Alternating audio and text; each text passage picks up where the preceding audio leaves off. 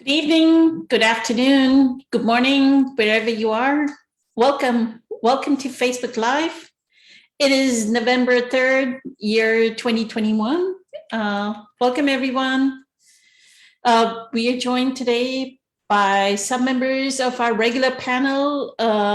We have April today. April is a psychic, and she has quite a few modalities of healing. She's here. Good evening, April.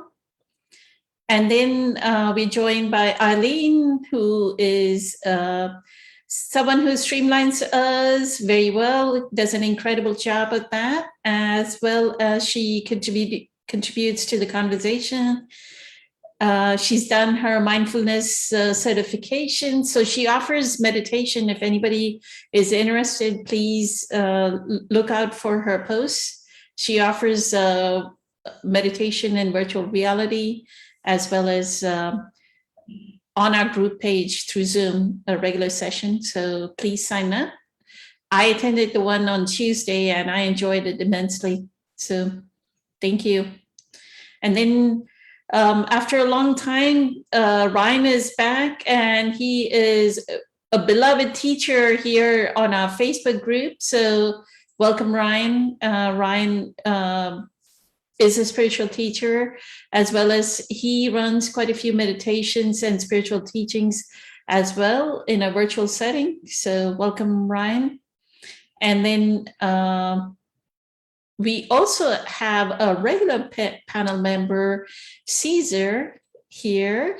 Caesar is a channel and a spiritual teacher. Welcome, Caesar. And then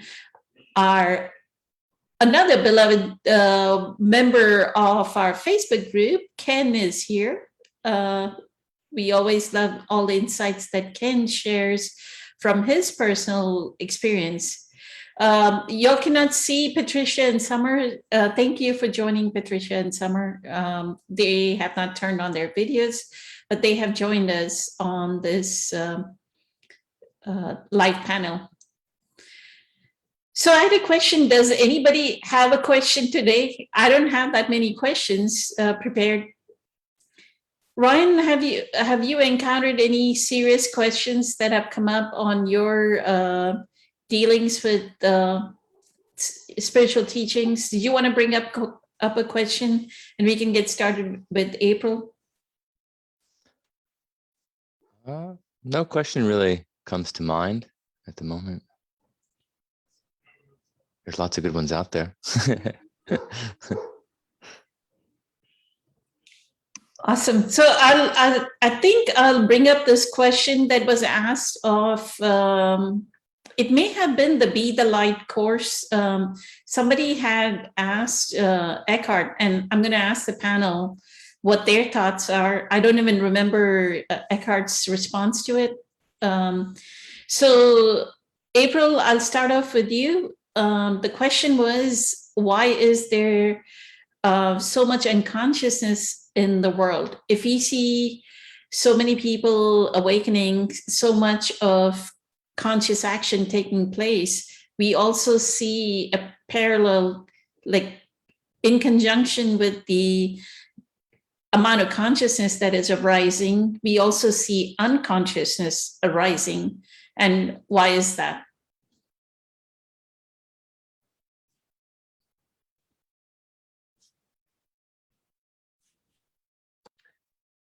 Currently, I think one of the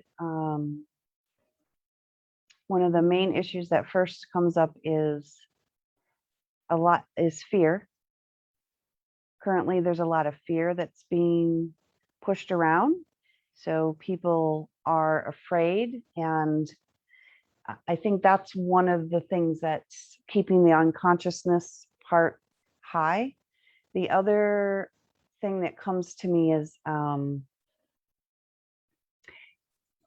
it's about what Eckhart talks about, where we get attached to our ideas. We get attached to what we think we know is truth. And we believe that to be so much part of us that we will fight for it. We will argue for it, defend it. And instead of being open one of the things when you get on the spiritual path is you allow space for somebody else to have an opinion that's different than yours, instead of solely identifying with that ego. And I think there's a lot of that still going on, where people are not willing to be open to letting somebody have another opinion without getting angry or fighting for it. This again is why most of our wars have happened. The other thing is, sometimes I myself have questioned, because of the fields that I work in, and like some of my daughters work in, sometimes I think, is that space allowed here? Because Earth is supposed to have the black, white, hot, cold. We're supposed to have that duality. So will we ever get to that place where it is just ultimately consciousness and bliss? Is that capable? Is that actually, capable of happening on Earth? My hope is that it is. I know that we are changing. I know that we are shifting into new dimensions. These higher dimensions are creating more consciousness, more spirituality, more love, more understanding and acceptance. But the reasons why I think this is happening is, one, because of fear; two, identification with thoughts, with beliefs, with society norms. And then the ego comes up and defends that and says, no, my way is right, your way is wrong. And when we move past that to the space of understanding, compassion, and love, and just allowing somebody else to think differently without having to fight it, then I think that it'll reduce.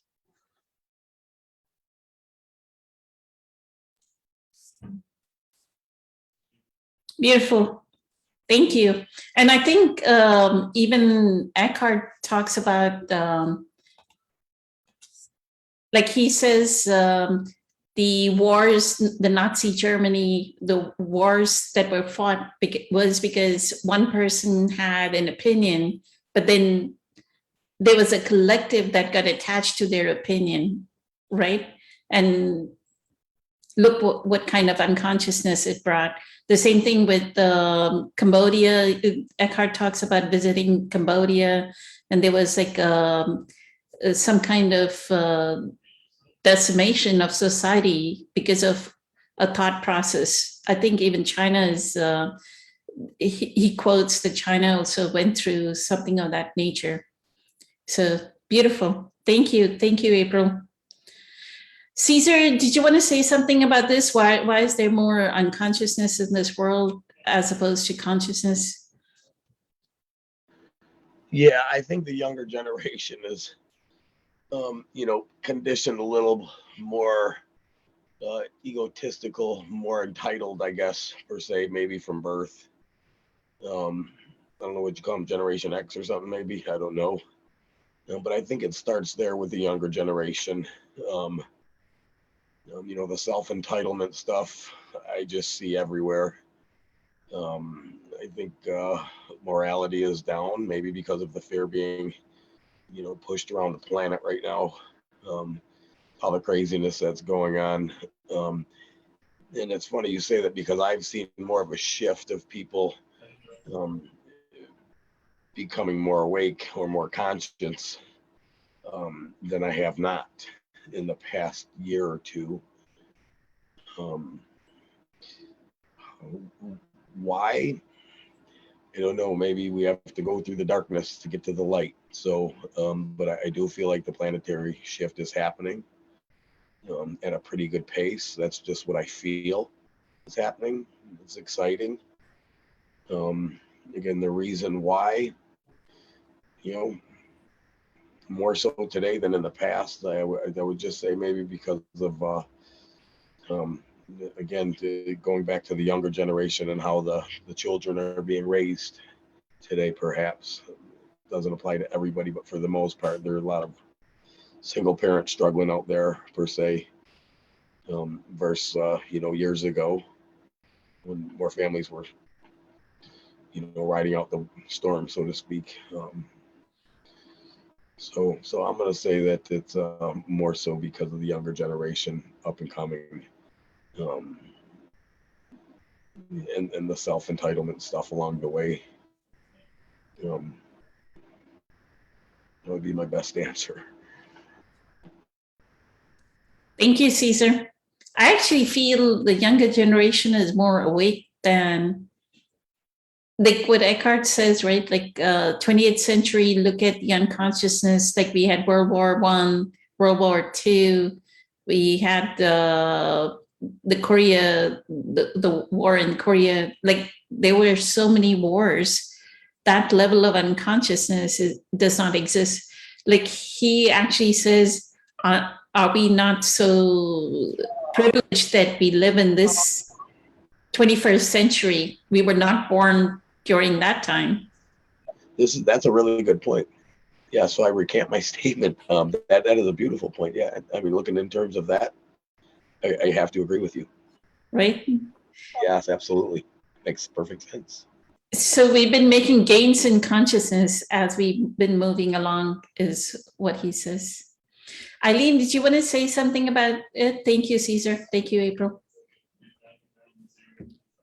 I guess I was just going to say that it's happening because it's what needs to happen in order for species to evolve and to grow. I mean, what's happening is what's meant to happen. So just think that that's what's required for so many. That's really all I would say. Beautiful. So the analogy I would use is what, again, I'll go back to what Eckhart says is we need the suffering so that we can break open. So we need the unconsciousness so that all the others can break open. Whoever needs to break open can break open. So that balance needs to be there until everyone breaks open. Yeah. Right. So thank you. Thank you for that insight. Ryan, did you want to say something about this topic? Thank you. Yeah, sure. Well, first I caught myself. I was thinking of what I was going to say when you guys were speaking, and then I was like, wait, no, full attention. It's something I'm always trying to practice. It's hard to do, really. Like, especially if like your turn's coming. It's so natural to like, oh, I got to prepare what I'm gonna say. But really, to me, like that actually is also an example. I just tend to my own garden.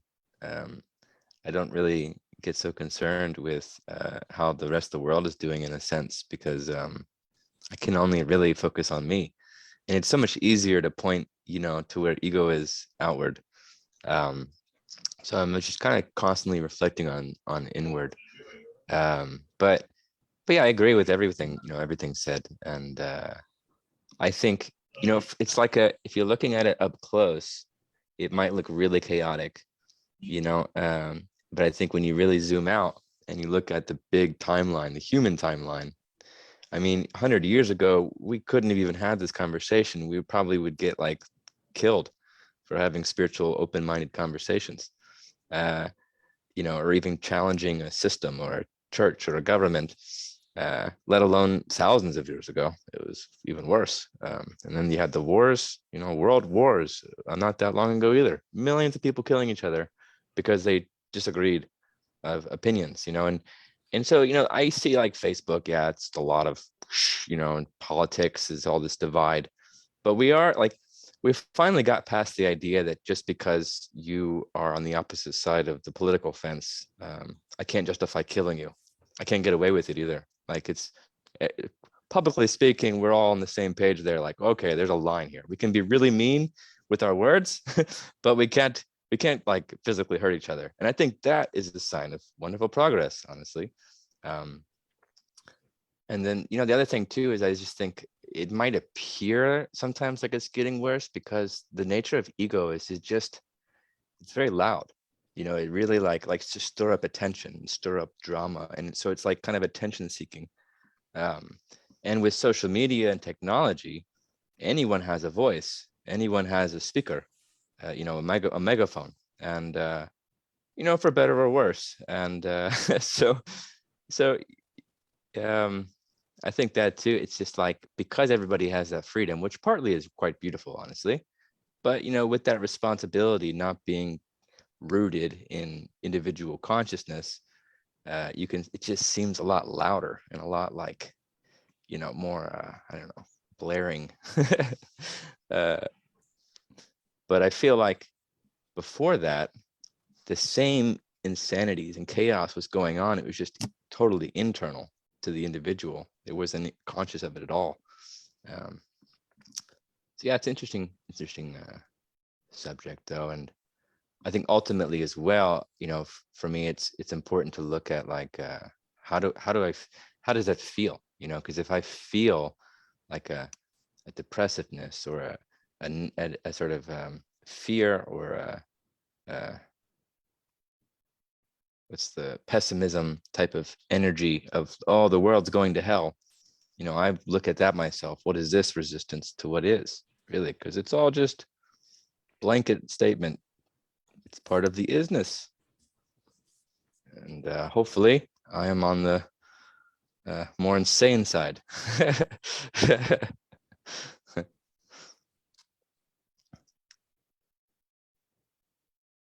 Thank you so much, Ryan. Thank you. I'll move to Ken. Ken, did you want to say something about this topic? Yes, I do. Thank you. It's a great topic. I think everything happens for a reason. Nothing in this world happens by mistake. And I've learned that things have to get worse before they get better, or it seems that way. It's a process. And I love what April had said, the first word, fear. And it gets played out in so many different ways, through the intellect, through the emotions, through the feelings. Even people who think they're having a spiritual awakening, but they're thinking it, they're not actually experiencing it. So I've learned that I have to undo everything I have learned. And I'm realizing that I had to go through that to realize that I have to reprogram, or I have to start my foundation all over again. And I'm also learning that I mirror the world. I'm just a reflection of the earth. And I feel like I'm a reflection of everyone here. And so I'm starting to learn in ways that I didn't know possible. I'm becoming and understanding things that I didn't know could ever happen. And I'm learning that I need to surrender.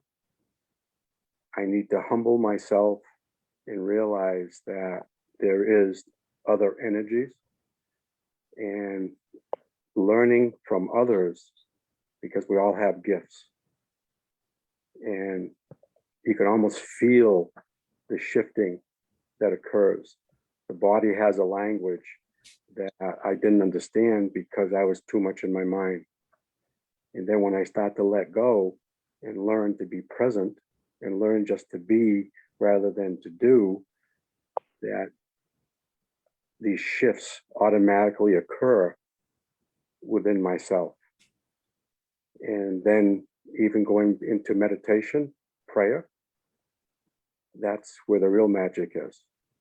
And sometimes I'll be confronted with, oh my God, did I really ask for this?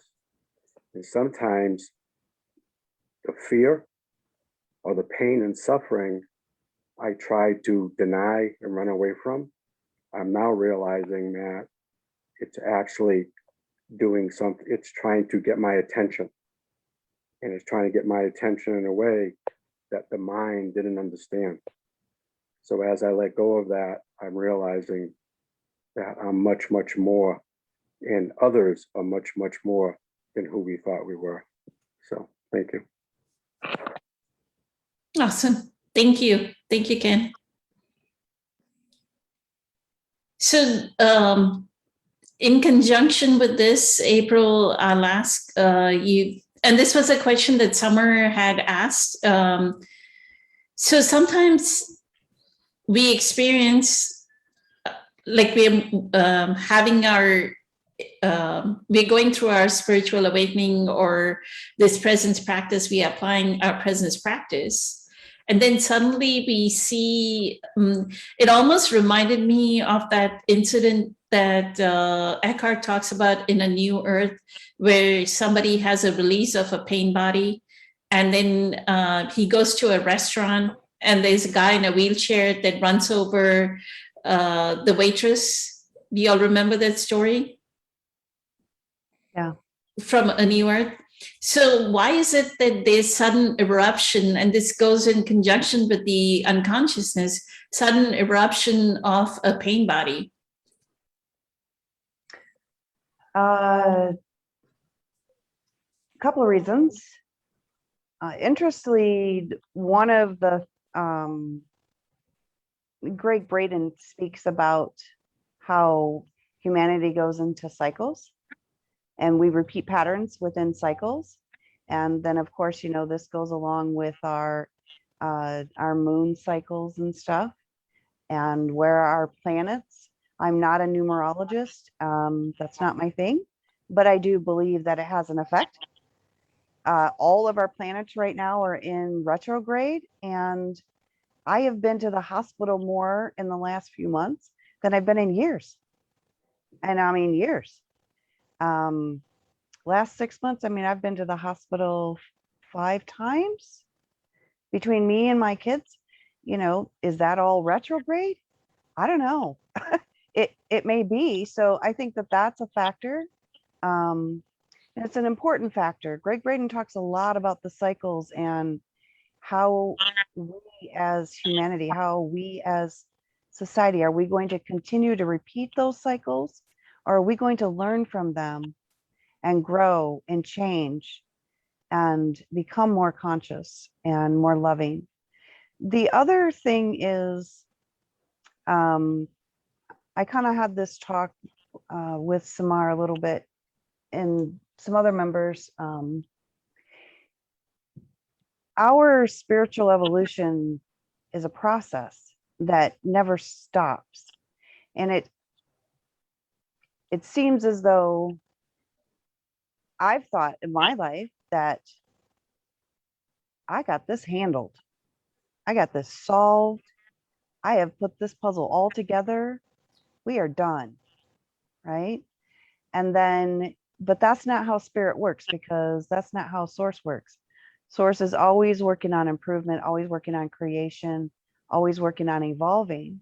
So bam, the next thing, here I am. I've got this whole new layer that I was like, where'd you come from? What? I already put you away, but it's a deeper level. It's a more connected level. It's all to bring you deeper and deeper into that connection with source. So there will be continuous layers that will somewhat seem to erupt in your life. And again, those are put in place on purpose.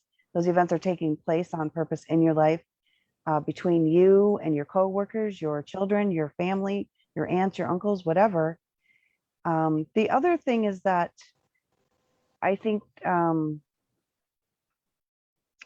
we don't take in enough consideration of the effect of the collective consciousness. Also the Schumann resonance, the heartbeat of the earth. We don't take enough consideration into that. That when, I mean, the perfect example is the 9/11 or the hurricanes, or, you know, the COVID thing that we had. If you have, to me, if you're human and you have an energy body, which you have, we all felt it. And when everybody's stressed and everybody's thinking all these stressful things, you will have an eruption of emotions. But if we handle these properly and we actually take that space and take that time to stop, analyze, and see what's going on, look at it from the bigger picture, we can make huge leaps in consciousness, huge leaps in evolution. And that's what my eyes, on the prize is for what's going on right now. So when you ask that question, I think all of that, I thought all three of those came to me instantly, that those are some things that happen. It's a process that continues. And basically until we get to that space where we've worked all this stuff out, I think it will continue to happen. But to me, my hope is that, I'm always looking at that golden age, perfect era type thing, my dream I got, right? That my hope is that we are, with what's going on right now, the way I see it is we are getting rid of that garbage quickly. We are moving like fast so that we won't have such big eruptions. We won't have so many unconsciousness thinking. So, I mean, those are my ideas about it. And that's how I believe. And that's where I keep my eye on the prize. There is a lady out there, you guys, that, she said this so perfectly. When Trump became president and everybody just kind of lost their stuff, I put a post out on Facebook on my personal page and I said, everybody just calm down. Tomorrow, you're going to get up. You're going to put one leg in your pants at a time. You're going to get in your car and you're going to go to work. It's going to be okay. And she said, this is the way she described it. It was Diana Cooper. She said, Trump's job is to come in and, like, you have all these pieces of the cake. You have all these ingredients and you throw them all in and you start mixing them all up. It's going to mess it all up. And what do you get at the end is this perfect cake. And I thought, that is exactly what he's doing. That's perfect. She said, he's supposed to be in office right now doing that. And then I thought, that's exactly what's happening across the planet. We are mixing it all up and we're going to end up with this perfect cake. And that's where I hold my faith. Beautiful. Thank you, April. Caesar, did you want to say something about this?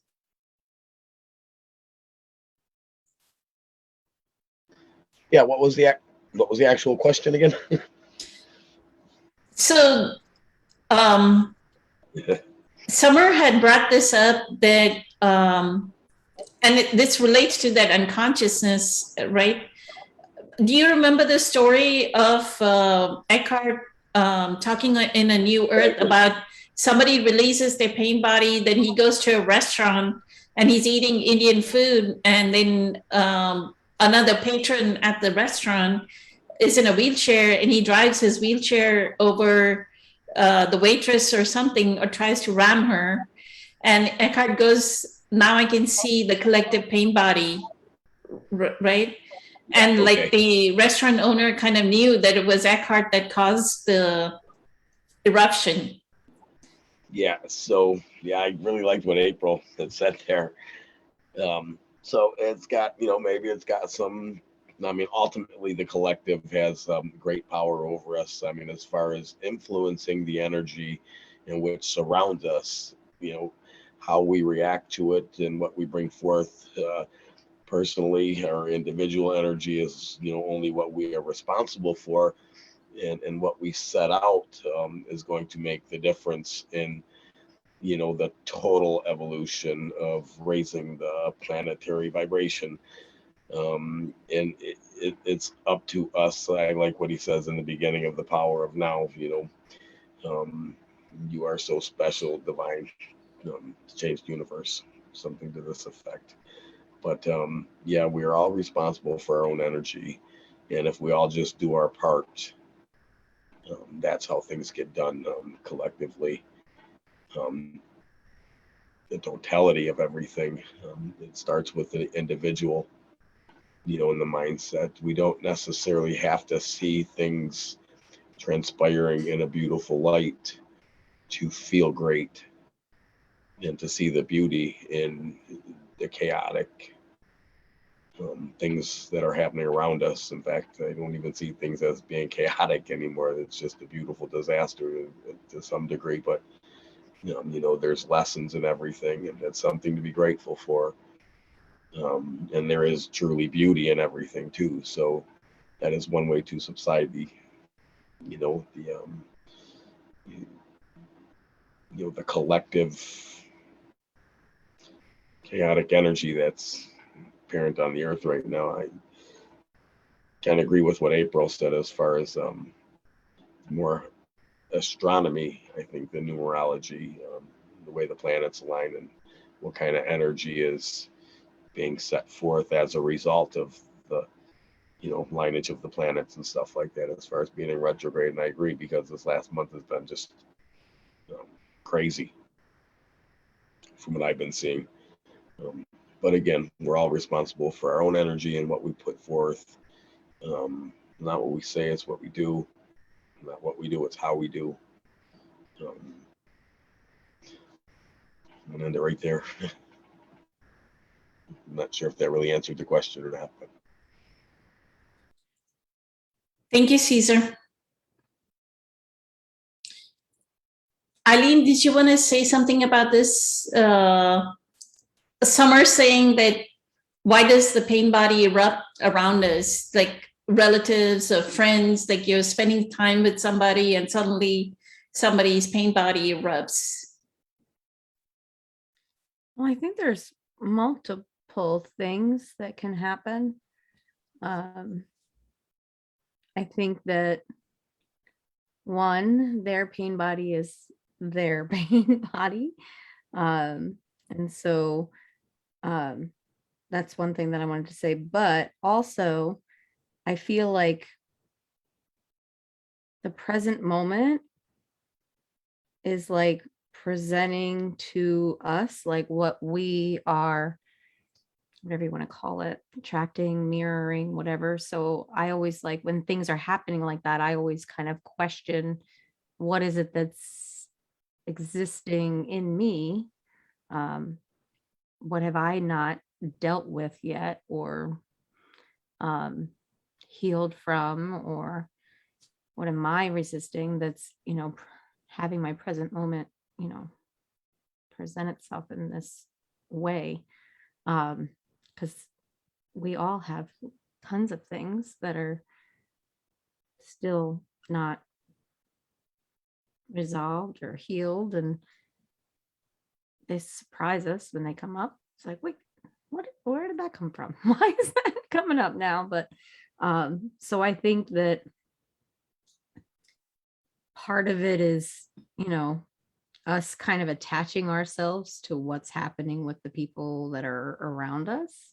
I told my class we have to, kind of focus on ourselves and what we can control, but knowing that full well we attract things like this too. So focusing on ourselves is even more important. And doing so can help not just ourselves, but those around us. I hope that makes sense. Awesome. Thank you. Thank you, Eileen. One of the things that and I don't know how well I explained it to Summer. So what I've learned from medical medium is, and this is what I equate to what Eckhart and Kim call the pain body. What medical medium says is, when we have a traumatic experience, and this can be something as simple as we already had an abandonment issue and now we're getting delayed, like the plane is not taking off, it's getting canceled over and over again. That in itself can be a traumatic experience. We think that you have to go to war and have a PTSD kind of experience. These small experiences can also contribute towards trauma, leave alone the fact that oh, some kind of abuse has happened to this person when they were little, whatever the trauma may be. So what he says is we release what we are supposed to do. And Dr. Joe Dispenza, since we talk about Dr. Joe Dispenza as well, even Dr. Joe Dispenza says is we are just dealing with a coworker or a relative, but our body is responding as though it's a lion attacking in the wild. So we are releasing so much adrenaline, right? That our body cannot handle that much of it, adrenaline. Like we can handle certain doses of adrenaline. So what happens is that adrenaline, that excess adrenaline, one gets out into the atmosphere, and then some of it is stored in our body as and becomes toxic. And that is what I feel Eckhart calls the pain body. And what I've noticed is as I am doing physical cleansing, right? I kind of like experience like once in 2 months or something, I'll be on a call at work and somebody will erupt, right? And I'm like, why is this, just like what Eileen was saying, why is this happening? I'll examine the situation. Why did it happen? Did I not do enough meditation? So there's self-awareness and self-exploration, right? That self-regulation. Why did this experience come into my, and then I realized that, oh, I did a physical cleanse. My physical cleanse was very intense for the last couple of days. I did my celery juice, I did my lemon water, I did my heavy metal detox smoothie. So there's cleansing going on, and some adrenaline, the toxic adrenaline may have been released. And so here, whoever is already having that, vibrating at that frequency, just like that person in the restaurant, right? So Eckhart took that negative, that pain body. Eckhart did not get affected by the pain body. That person had a release, right, at home. He met this lady who erupted and cleansed her pain body. And then he left for a restaurant. So Eckhart was carrying, so it almost is like the pain body, all that excess energy is like bubbles that stick to you. And you carry it, and somebody else who is vibrating at that frequency will catch it and pull it, right? You start to erupt. So that is the thing. So if Summer is experiencing cleansing, then they could be that out of that eruption, out of her cleansing, an eruption can rise. So the examination, like Eileen says, is a great thing. What happened to me, and what I do normally, if something of that nature happens, I'll come home and or if I'm already at home in the evening after work, I'll do like intensify my meditation. Like the meditation,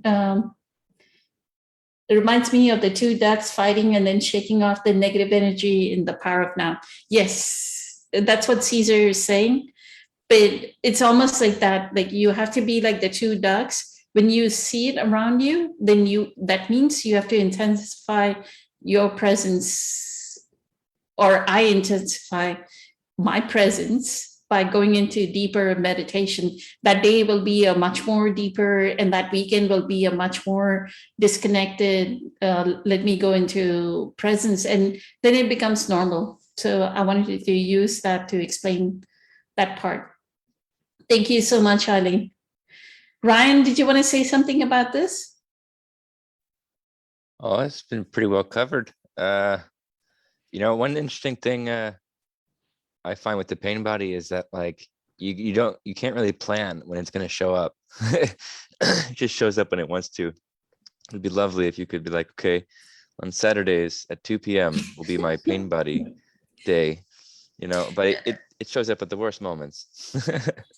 She's not talking about her pain body. She's talking about people around that suddenly erupt. Yeah, well, there's that too. Thank you. For me, it's always about self-observation, what's going on in my mind and how am I feeling. And if somebody's in a pain body in front of me, which nowadays can also not necessarily be physical, it can also be on technology, whether it's a Zoom call or even texting. I think a lot of pain bodies and energy actually gets transferred on Facebook, and these texting type of things. But yeah, for me, the important thing is, okay, yeah, somebody's having a pain body, but then to really look at, am I resisting them?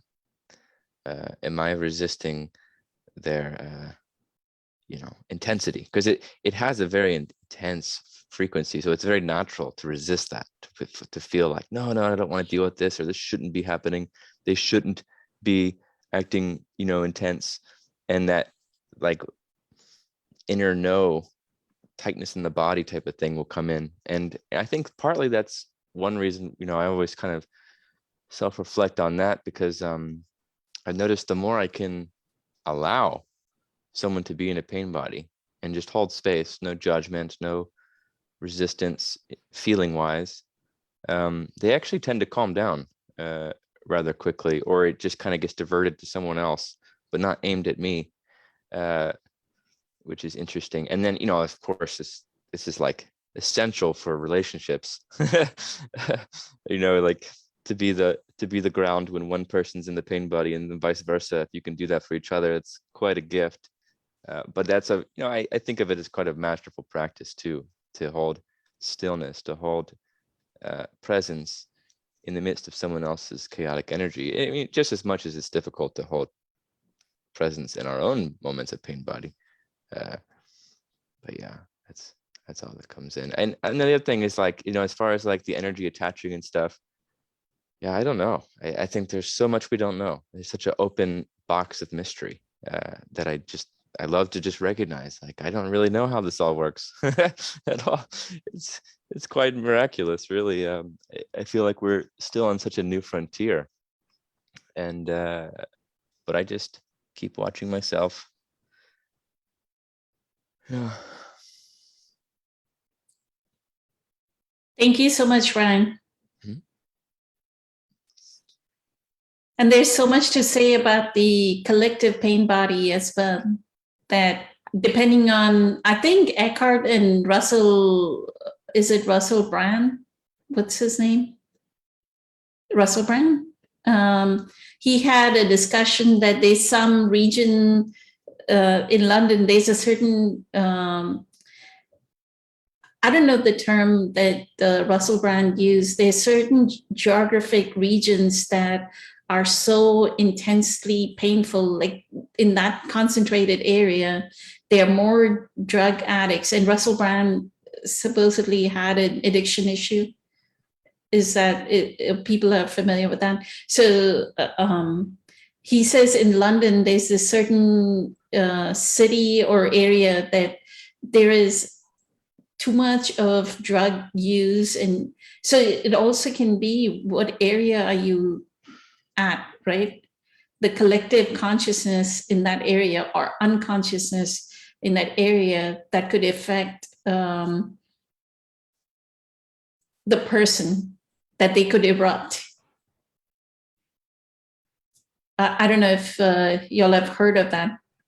Oh, I have one other thing that comes to mind that you just sparked. And that is, sometimes I think presence can trigger someone. If you're really holding just a still presence, it's like you become a mirror. And then if someone's unconscious, like deeply unconscious, or in that moment they're in a deep state of unconsciousness, their own reflection is going to be very painful. And especially if they're reacting really intensely and you're not reacting back, you're not feeding it, you're just observing it, it forces them to have to see their own insanity, and that can really hurt, and that can actually create a sort of an outburst. That's not always the case too. I think you have to be careful, because like I've caught myself tricking myself, like, oh, they're just reacting because I'm so present, when in reality I was throwing in some smart ass comments and stuff that was triggering them. So but at the same time, I have noticed that's happened before as well. Like I think sometimes someone can really appreciate. I think a lot of people, really appreciate some being around someone else in a very present state, but then it can also trigger people, interestingly. So, yeah. Beautiful. Thank you. And it could be the reverse as well. Like initially, when we are getting into the spiritual practice, we could have a heavy pain body that can trigger the other. It could be the other way too, right? So they may erupt because we have a heavy pain body and we are just vibrating. And then it became the perfect storm. We were in the perfect geographic region where there were quite a few people that had that collective, the magnetic field was such that the vibrational frequency lowered, because we call these low vibration frequency. The guilt, the shame, the pain body, all are low frequencies. So we entered the region that was low frequency. That person entered low. We entered low, and perfect storms, they erupted. We just had a little bit more presence, and we didn't erupt, but that person erupted. So we can look at our vibrational frequency as well, right? What am I holding? Am I in presence? Like Ryan said. So awesome. Y'all are on fire today. Incredible. Thank you. Ken, did you want to say something? And I now see Patricia on video, so I'll go to her after you. Okay, yes, I think everyone's pretty much answered a lot. And what I'm thinking is that everything is energy. And it's something where if I have a charge of energy inside of me, so if somebody's talking, I can usually tell if I have fragmented pieces of something inside of me, when my stuff starts to, all of a sudden it starts to turn, it starts to be inflicted by it. And so rather than me say, oh, you made this happen to me, I'm starting to realize, no, thank you, have gratitude. I just got stirred up because I got triggered. And I'm also learning also that there are times I think that I've learned a lesson and I want to say, ha ha. It's like the universe says, we're going to see how much you've learned. And so something else or something new will come up. So the ego can reconfigure itself. If I don't try to feed something and then things aren't happening, well, if I neglect it, it's going to start rebuilding. So I'm starting to learn more and more that I need to maintain my sobriety with my mind, my body, my emotions, and my spiritual practice. It's almost like I need to have a love affair with all those areas, because if I neglect one, it's like four legs to a table. It's going to start getting wobbly. So I'm just so thankful that I'm learning what I didn't understand before, because I always felt there was always something wrong. And now I'm like, there is nothing wrong. It just needs to be loved, needs to be accepted, and just wake up each day and love the world all over again. Thank you. Beautiful. Thank you. Thank you, Ken. Patricia, do you want to say something about this topic? Hi everyone. Wow, it was so interesting. I was just so fascinated listening to all of you, because I agree with everything. You can like not see the truth, actually not even seeing, it's feeling the truth about it. Even right now, when you said that you're gonna ask me next after Ken, and I had thoughts, and basically Ken said it. Like, oh my goodness. You know, it's just that self-observation and going to the territories, you know, with meditation, having an access now.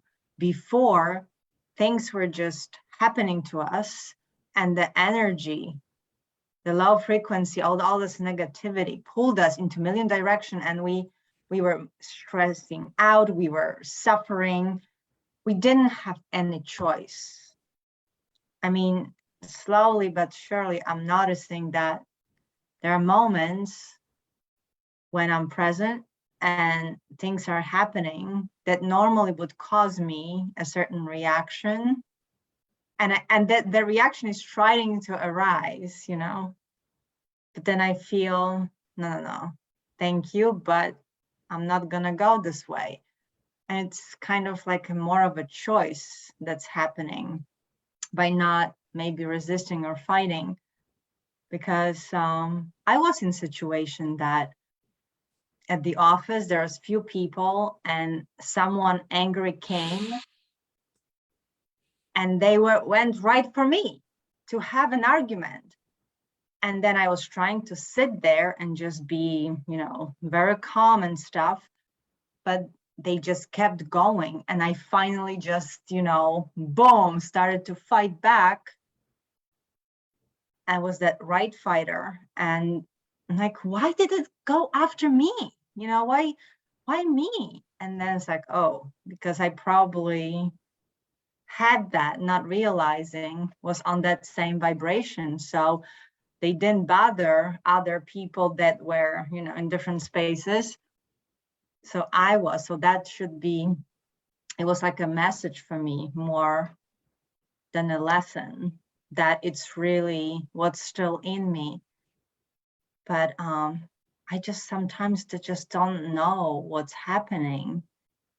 And someone talking about their experience, I feel like pain in my stomach because I don't even want to think, because it's something is coming up and I don't want to feel it. And then I have to say, well, I'll survive it. So it has to come up.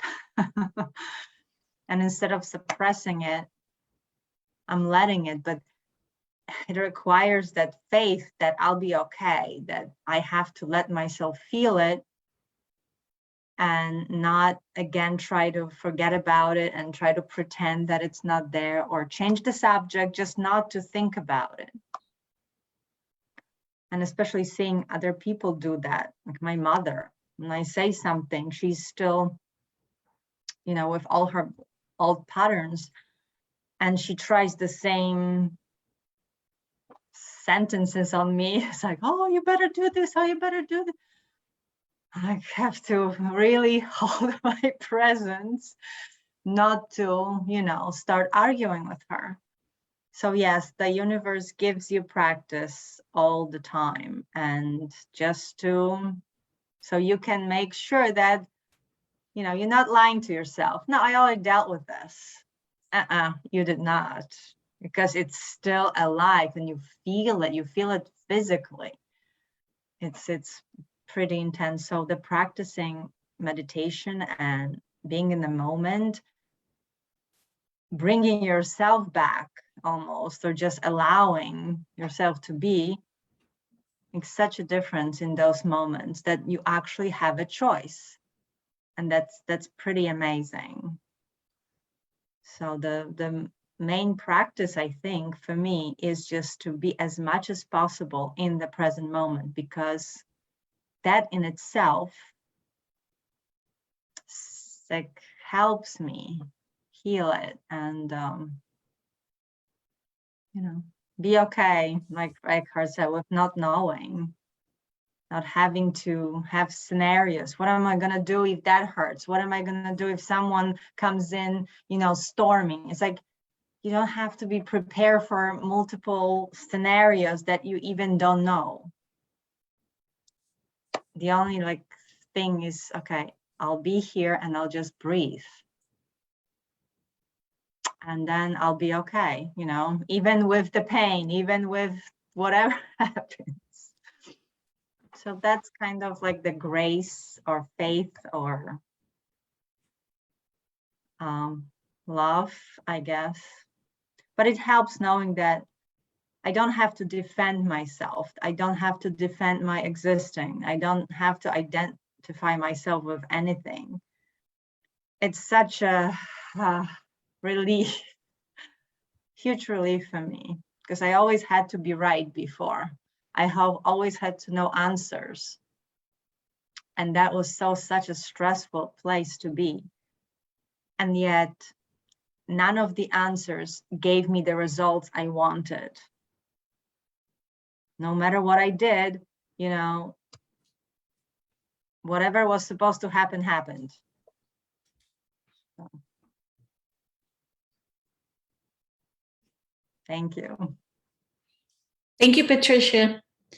You know, like Eckhart says, like now we no longer have wars, or not so much as no longer have wars. It's more like we don't have natural disasters that cause us to awaken, like the pain and suffering through natural disasters.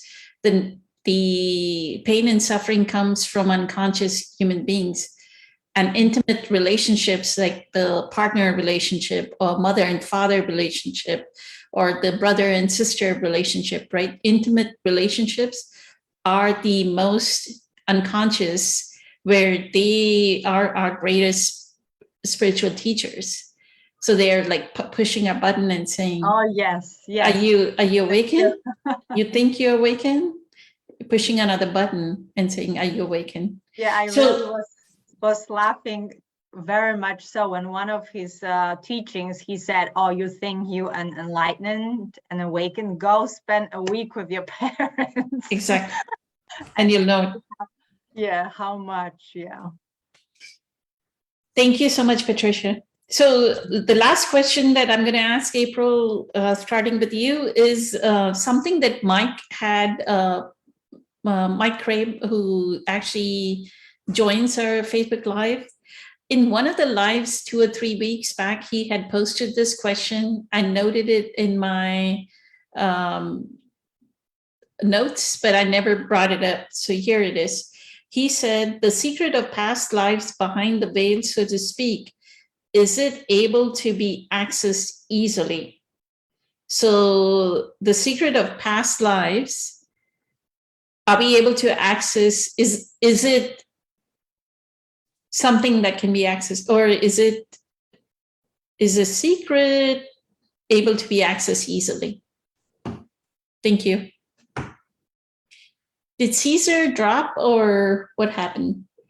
I don't see him. No, I think Caesar just had to step away for a second. Okay, thank you.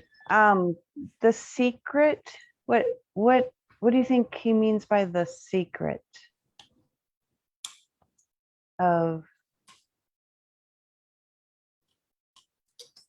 He said, I don't know why he said the secret of past lives behind the veil, so to speak. So we were talking about past lives. Were we talking about past lives in a couple of weeks, 3 weeks back?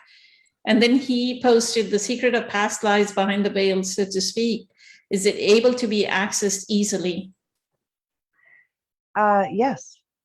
So, you know, that was one thing that I was thinking, that Caesar being a channel, and then of course me doing the psychic medium, one thing that happens is that especially when doing readings or whatever, you can pick up somebody else's energy, and that energy will follow you to the diner or to the, you know, wherever. If you don't, as suggested, you know, actively clear out your energy field.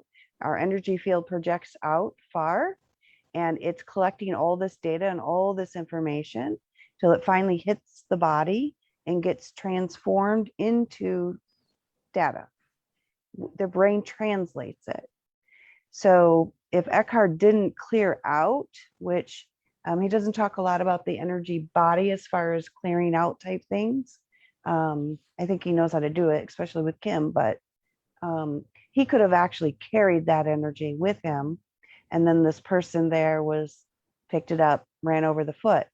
So that is one thing that could have been also happening. But as far as past lives, some people, that veil, that blocking of the third eye, the blocking of the knowing, of the remembering of who you really are, the other lifetimes that you have had, for some, it's like heavily blocked.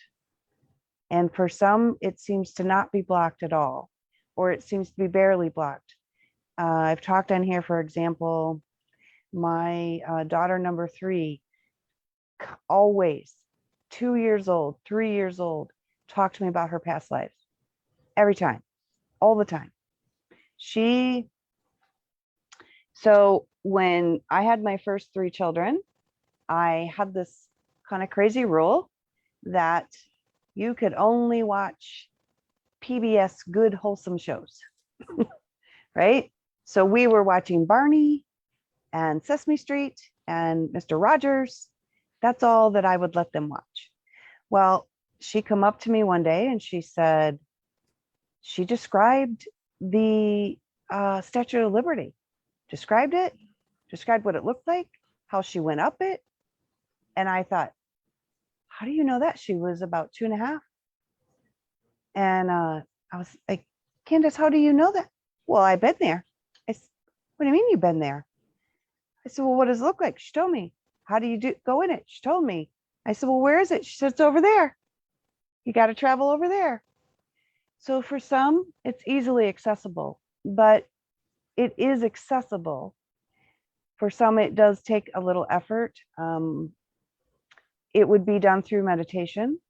It would be done through a meditation with intention of going back into another lifetime. You can also do a past life regression. You could do a hypnotherapy. But is it accessible? Absolutely accessible. Could you pick a particular lifetime? Some people can do that.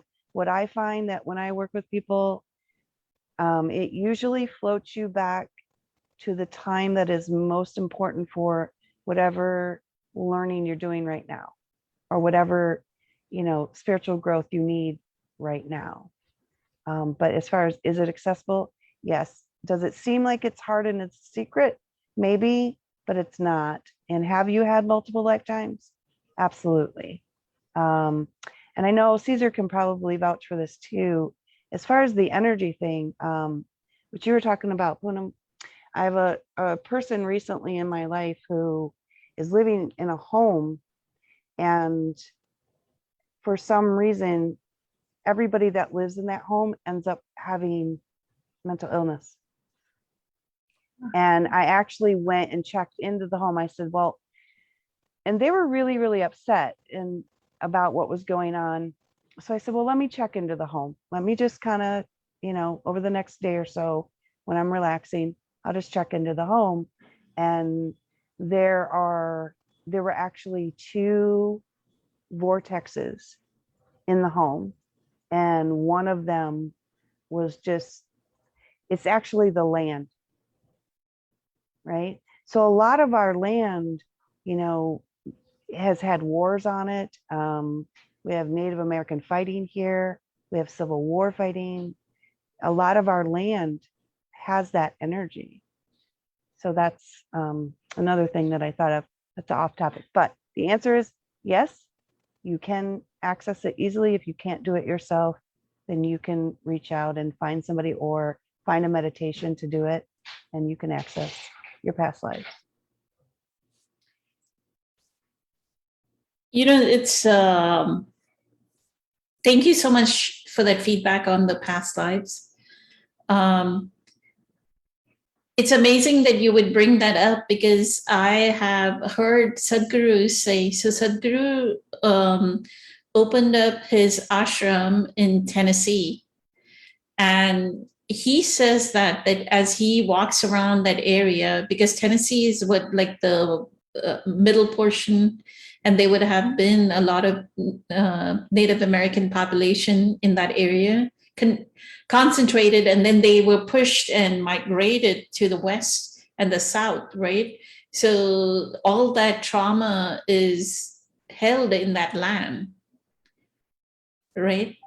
So that's what we need to be aware of, is where are we, if we are constantly experiencing this, and we are going back and forth today, I don't know, for whatever reason, we are going back to the topic number 1 or 2, back and forth. But if you're experiencing a lot of eruption of the pain body, then one, we may have that pain body ourselves and not be aware of it.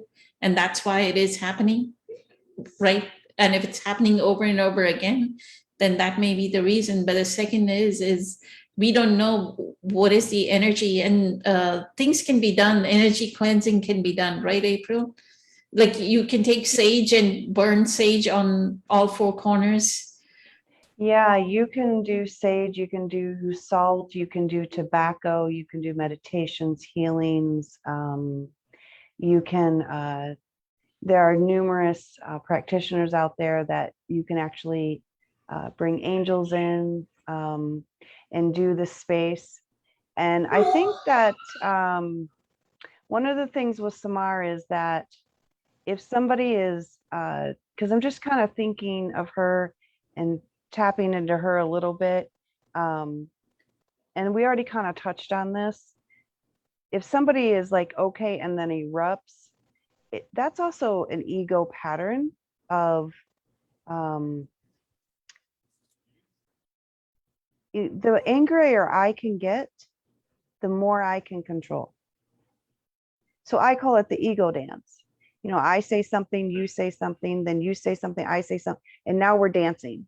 And it just it escalates. So, and there's these, and we get, because the energy body is taking in all this energy and all this data and all this information, we are not always aware of what's triggering us. We have these little triggers that go off. You know, you set your cup there and you know, I hate it when you set your cup there, right? And then you go over there and you just kind of left that door cracked, and you know, I don't, and now 20 minutes later, I'm like yelling. So it appears I'm erupting, but I'm not erupting. This energy's building and it's a pattern. But as far as cleansing, absolutely. I've done that with people. I've had friends come over and said, hey, can you come with me and bless my house? You can absolutely clear it if you think it's the land. There are some circumstances where perhaps it's better to just move, but most of the time you can clear it through meditation. Awesome. Thank you. And Patricia is asking, what about certain crystals? Will those work? Yeah, I'm holding this right now because it's healing for my neck. Crystals will work. You can use them in your meditations. You can set them around. You want to look up which one would go with your area, what you're dealing with specifically. But really the sage, the sea salt, even Native American tobacco, that usually suffices. Actually, I learned a secret when I took the Amadeus healing energy. There was the lady that I took that from. I was having issues with the current house I was in, with my daughter being sick. Like, she was severely sick for a long time. And she said that you can actually take raw eggs, take eggs and set them in the corners of your homes, of your house, leave them for 7 to 10 days, and eggs actually collect negative energy. She said then you have to take the eggs, make sure do not break them, and then you can bury them outside. And then you can also do that with a jar of water. You can take water, set it in a jar, let it collect the energy, but don't use it to water any plants, flush it. You can also use water. Awesome. Thank you. Thank you for the feedback. Caesar, did you want to say something about this? And I don't know if you heard the question. The question was, the secret of past lives behind the veil, so to speak, is it able to be accessed easily? Yes and no. So I actually have done a dozen or so past life regressions with clients very successfully. Most of them entailed ailments that they had carried over, which we dissolved by allowing them to relinquish them and let them go. It was an attachment that was brought over from a past life. There's also cleansings that can be done with the elements, and I believe Sadhguru talks about this, of cleansing with fire, the elements of the earth. They do like a mud cleansing. They do a fire cleansing where the fire is just placed near you and to draw out this energy, this negative energy, ether, and then the space itself. So these are different types of cleansings. But to access your past life, now it is carried within you, within every cell of your body. Everything has memory. Every cell has memory. Everything in existence has memory. So I guess it would be a very deep meditation that one would transcribe into. But it almost has to be like a mindful meditation, so to speak, and knowing what you're going after and what you seek, and you're asking for the relevance of it, for this to be revealed to you within your meditation. There's actually a certain pose, the death pose, as they do in yoga, is one of the better techniques, positions to apply to this meditation when going into past life. So the answer is yes and no. It is accessible. How easy one is able to do that, I guess it would be up to the individual. Again, by asking for this to be revealed going into the process, it can be very easy because, again, it's within every sense of your body. It's encoded in you. Your past is encoded with you 1,000 times over on various timelines in which you've lived how many lifetimes. Yes. So yes, and if you can't, others can. So I had a question for you, Caesar. Can you give an example of what you could carry from your past life as a ailment? Okay, so I've dealt with people that had like a crippling walk, a bad hip, and it was that way from birth that they carried this in, and where they'd always, had, they've been to the doctors 1,000 times and they just couldn't figure it out. There was no operation that was going to make it, change. Nobody could really put a finger on it, but most of the ailments have been injuries, substantial injuries. One was this particular one was an arrow that was shot through the shoulder, and the guy had basically a limp arm, where he had no range of motion in the arm, and that was from birth. And in his late 40s, he came over. We did 2 sessions, and he's absolutely fine. So amazing. Thank you.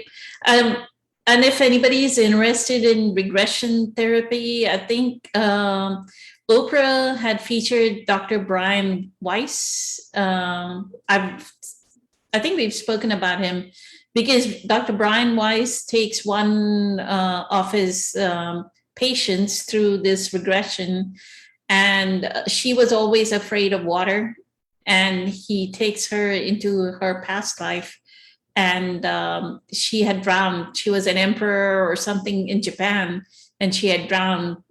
So she was always fearful in this lifetime. So like Caesar says, every cell of our body remembers, the memory is carried through, right? And because of that past life regression, I think she got over a fear. But a lot of the fears, a lot of the way we are being is due to memory. Sylvia Brown was an ultimate one too. April, you remind me a lot of Sylvia. I just thought I'd throw that out there. Sylvia, what was the last name? It was Sylvia Brown. Brown. Okay, great. Yeah, she was a medium. She did a lot of past life regressions and such, but she was amazing. Thank you.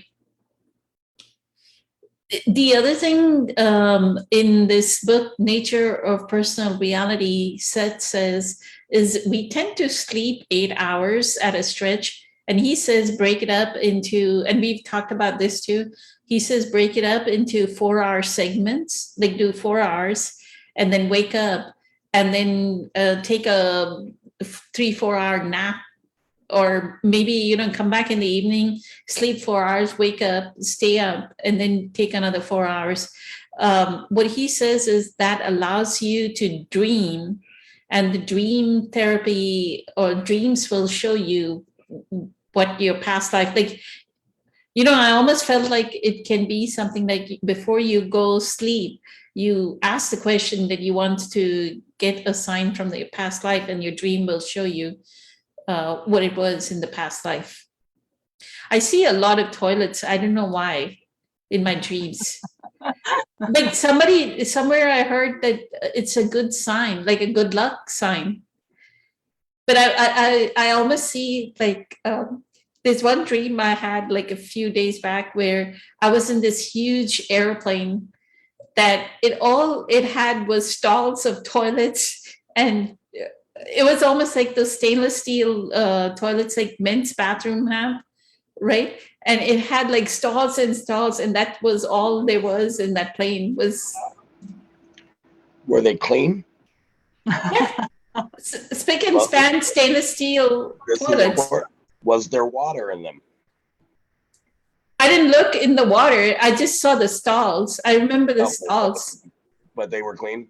Yes. Signifies current changing elevations of spirituality is what that would symbolize. Oh, wow. Thank you. Hey, awesome. Thank you. So it's an shift in consciousness. Cool. Thank you. If the toilets are dirty, then it's not the right thing. It could have the opposite effect. It could mean you're spiraling out of your spirituality to a lower frequency. Okay.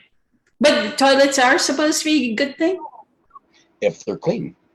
If they're clean, yeah. These are clean stalls, yeah. Thank you. Thank you for the dream interpretation. Hey, I got a free consultation right here on Facebook Live. So do you do dream consultation? Now you'll get somewhere to message you, Caesar. I do dream interpretation on occasion, I do. Okay. When the requests come. Awesome, thank you. I'll let Summer know, because I think she is able to recall her dreams. Most people don't, and that's the other thing, because we sleep 8 hours, we tend to forget our dreams. And Seth says that is not the case. We are supposed to remember our dreams. And I think the whole reasoning being is this, that we don't, and it may be that I remembered this dream because I woke up to go use the restroom. So there must have been that 4-hour period, right? I woke up and then 4 hours, and then I had the dream and I remembered it. Go ahead, Caesar, you were going to say something. Yeah, because typically when you get into that REM state, you're only 20 to 30 minutes into your sleep when that starts taking place, and the dreams happen in sequence. But yeah, unless you're Sadhguru, you only sleep 4 hours total a day. Yes. Isn't that amazing? Yes. Yeah, it's incredible. I think because his body, I would think, so what I know of Eckhart sleeps 6 hours. So because their body is in a meditative state, right?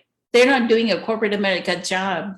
They're in a meditative state all throughout the day. So they don't need that much sleep. So.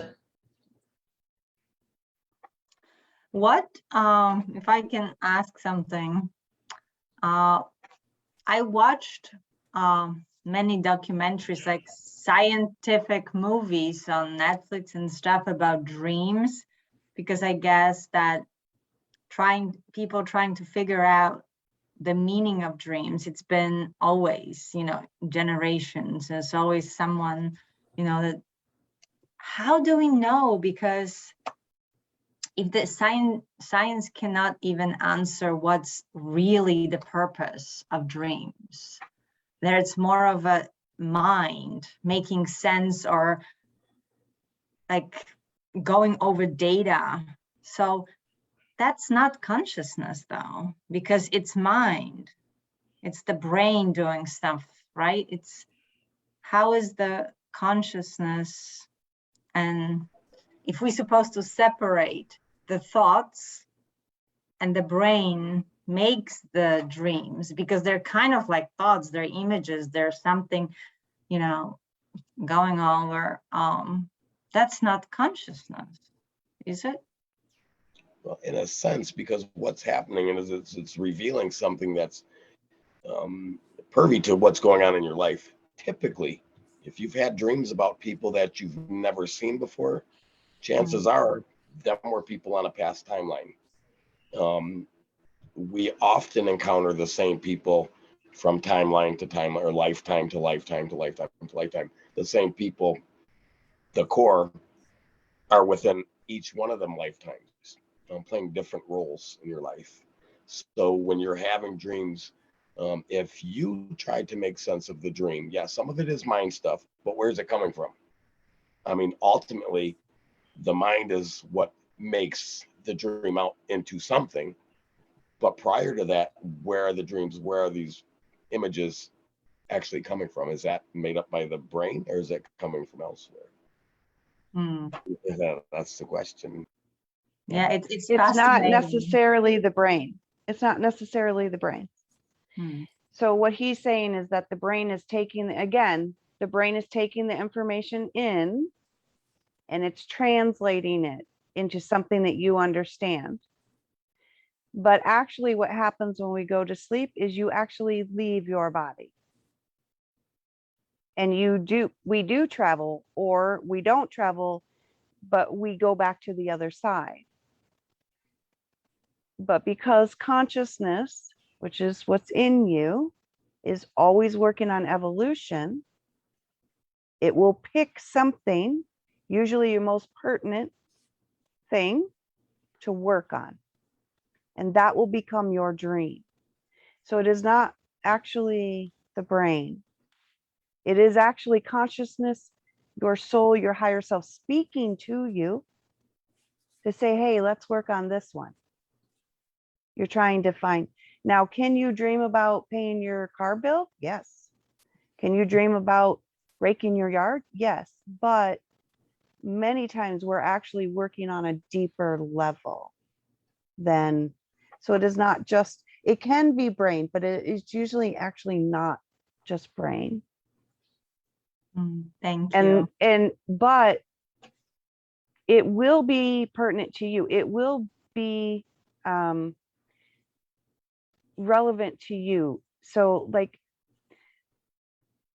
I don't really I can do dreams, but I don't really do the dream thing too much because it's really so personal. What does a black cat mean to you? It doesn't mean the same to you as it means to me. Right? It's not universal. Now having a baby, usually means life, or what means. So there's room for interpretation and personalization per person, but there are some general themes such as the toilets. But no, it actually is consciousness, your higher self speaking to you many times. Does that make more sense? Yeah. And we actually It's almost leave. like, So what I always say is, and I tried this and it was phenomenal, is if you can try to just kind of capture those very first few moments when you wake up, you will realize that you're coming back in. But you got to catch it like the very few couple moments, and you'll be like, you actually can feel yourself like reconnecting, recoming to this point of focus. Right. So when I was able to do it, it was like, wow, that was kind of crazy. Yeah. It is intense because, we try to be in the present moment, right? The practice. So to be aware of our body, but when we lie down, we kind of surrender. We just like shut, and there is no conscious, like we can't be conscious because we just asleep. So we're going below the conscious, like Eckhart mentioned. So we have completely no control over our body, and it's just happening, right? And then you have that dream so real that you're there. and then you wake up, it's like, oh wow, that was a dream. I actually went through this. I felt the fear, or I felt, running, or I felt, or being in love, or whatever. It's actually physically happened to me. But I was dreaming, I was in my bed. It's intense. I would write it down, right, April? Like wake Yeah. up. If you can remember that vividly, then write it down and then maybe contact Caesar or contact somebody who can interpret it. Yeah. Or you can, And that's also one of Joe Dispenza's biggest statements, is saying that the mind and the body they do not know they don't know the difference between real and fake. It literally does not know the difference between real and fake. So you are in this dream, it's completely fake. It appears you're not actually there, you're sleeping, but it feels real. It's the same as if you go to have anxiety and you're thinking about the future, and now you have this anxiety that feels very real, but it's not actually real. Right, it's not happening. So yeah, it's a phenomenal thing, but it is consciousness speaking to you. But at the same time, right, you could be trying to work out your relationship or paying your bills. So it can be both. Right, because it's really just, if we want to find out more and more what we need to work on, what pain bodies and stuff, maybe, dreams can be helpful, or also, because I sometimes don't know what's happening on the outside world. Like we started today about that there is so much unconsciousness still in the world. But if the outside world reflects our state, which is is it still so much unconsciousness in me that, right, all this kind of is what the outside world is a reflection of my state. So if we all slowly getting better, more conscious, then the entire world is getting conscious somehow, right? Yes, I could say something. go ahead, Ken. I've learned for myself, if I'm present, that the messages will come through all my senses. It may be through a program, a movie, a book, hearing it from somebody. It's like if I pray and meditate and I'm feeling good, I'm in that flow. I could see it in the trees. I can see it in animals. It's almost like you can feel it. There's something else happening. And then I can also feel things actually leave me. I'll have different aha moments. And I feel like the higher self, like it's collecting all the little nuggets that are coming up. And then that's a different type of communication than my mind energy. And so it's amazing. I can't believe how much being in this program with everyone on it, I can't believe how many times somebody will be saying something or thinking something and they'll say it and I'll go, oh my God, I was thinking the same thing. And I'm realizing I'm in alignment to that energy field. I don't know how it works. Really, I don't know how it works, but it's just something where that's the magic of it. And things just happen. They're so much bigger than my human understanding can comprehend it. So anyway, thank you. Thank you so much, Ken. And we may say it is consciousness that is in us. It's not in us. Consciousness is in the unmanifested, non-local, in that quantum, what Dr. Joe Dispenza says, it's out there in that unified field, the quantum field, and we are all connected to it. It almost is like in the movie Avatar. I don't know if everybody's seen the movie Avatar. Everybody connects to that tree. That's like a visualization that we are connected to something. And that's how come when we speak and it resonates, we agree. right? When it's kind and compassionate, we all agree. How do we, the spiritual background, the consciousness is one background for every form.